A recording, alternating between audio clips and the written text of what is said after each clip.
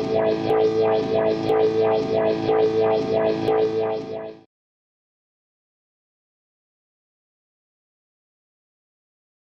what's going on, guys? Brian from Zombie Guitar here. In this lesson, I just want to give you a quick little exercise that you can do, that you can add into your daily practice routine, that will help you connect the pentatonic scale to the full diatonic scale. Or in other words, say you're in the key of E minor, for example, and you're using the E minor pentatonic scale. Well, the E minor pentatonic scale is just it's part of the full E minor scale. Okay, so the pentatonic scale uses 5 of the 7 notes of the full minor scale.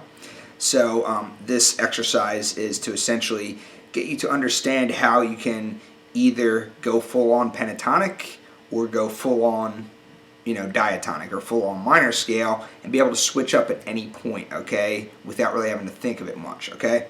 So basically we're just going to walk through each of the 5 pentatonic positions, and we're going to add in the extra 2 notes into each position, but we're going to do so in a methodical way. So with that said, let's zoom into the fretboard, and let me show you how I go about doing this exercise. Okay, so what you see here on the screen is the E natural minor scale spanned across the entire fretboard. Okay, this is all of the notes contained within the E natural minor scale. The notes that are contained within the E natural minor scale are E, F sharp, G, A, B, C, D. Okay? Now, within this full diatonic scale is also the E minor pentatonic scale as well. Okay? The pentatonic scale is just simply 5 of the 7 notes of the full diatonic scale. So these yellow dots that you see here are the 5 pentatonic positions within this diatonic framework, okay? So because we're in the key of E minor, we can come up here to our 12th to 15th fret area, and this is our E minor pentatonic scale.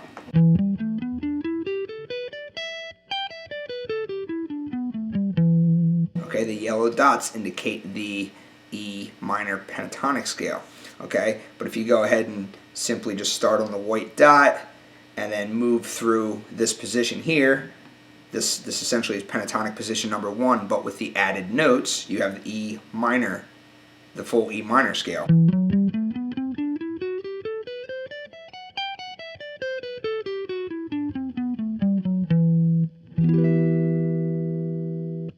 Okay, so you can basically walk through any of these 5 pentatonic positions, and then you can also add in the extra notes to make it the full diatonic scale. So the purpose of this exercise that I do is to get you to be able to do that kind of just, without even having to think about it. So essentially what I do is I just lay down a 2-chord chord progression. The 2-chord chord progression I'm using is just E minor into C major. Okay, so I have that stored in my looper pedal like so.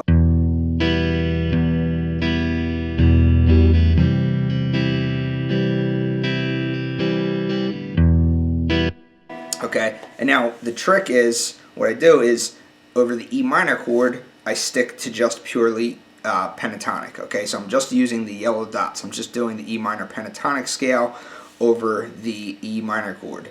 And then once the C major chord is occurring, then I switch to the full diatonic scale. So I start allowing myself to use the extra notes from the diatonic scale. Okay, so basically I just kind of do it from one position, and then I move to the next position, the next pentatonic position, and the next. I just kind of noodle around, and I just I try to familiarize myself with the connection between the diatonic scale and the and the pentatonic scale. Okay, so let me just give you an example of how I do this. I'm sure there's going to be a few mistakes here. This is just an on-the-fly improvisation, but let's see how this goes. Okay, so let me get my looper playing here.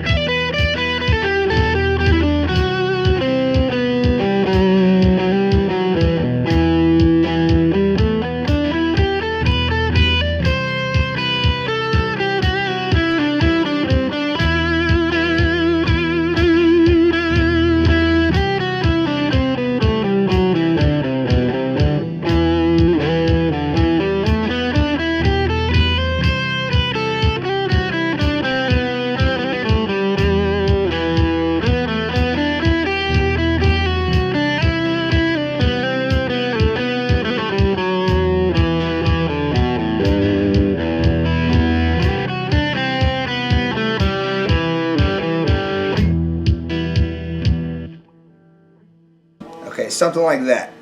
So you see, as I was walking through each pentatonic position, you know, you have your pentatonic position. I kind of went backwards, okay? So I wasn't going 1 through 5. I was going, you know, counting backwards 5 down to 1. So here's your pentatonic position number 1. Okay, and then you have your diatonic notes in there as well. Okay, so, you know, over the E minor chord, I was just playing the pentatonic. Over the C major chord, I was adding in the extra notes to create the full E minor scale. You know, not that you have to do it over the C. You could have reversed the order too. You could have, you know, played the pentatonic over the C major chord and the full diatonic over the E minor chord. You could add more chords. This is just an example of an exercise that I like to do to help me connect the two scales together. Okay, so that's your pentatonic position number 1. Then you have your pentatonic position number 5, since we're going backwards. Okay, so you know, and then you can add in your diatonic notes here.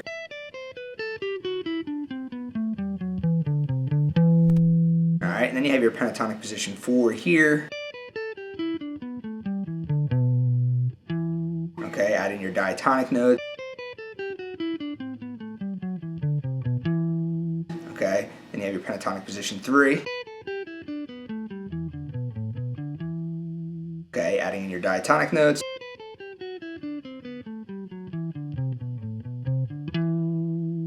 Pentatonic position number 2.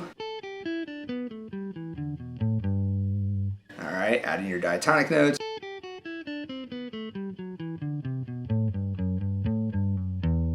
And then back down to pentatonic position number 1. And you can add in your diatonic notes down there too.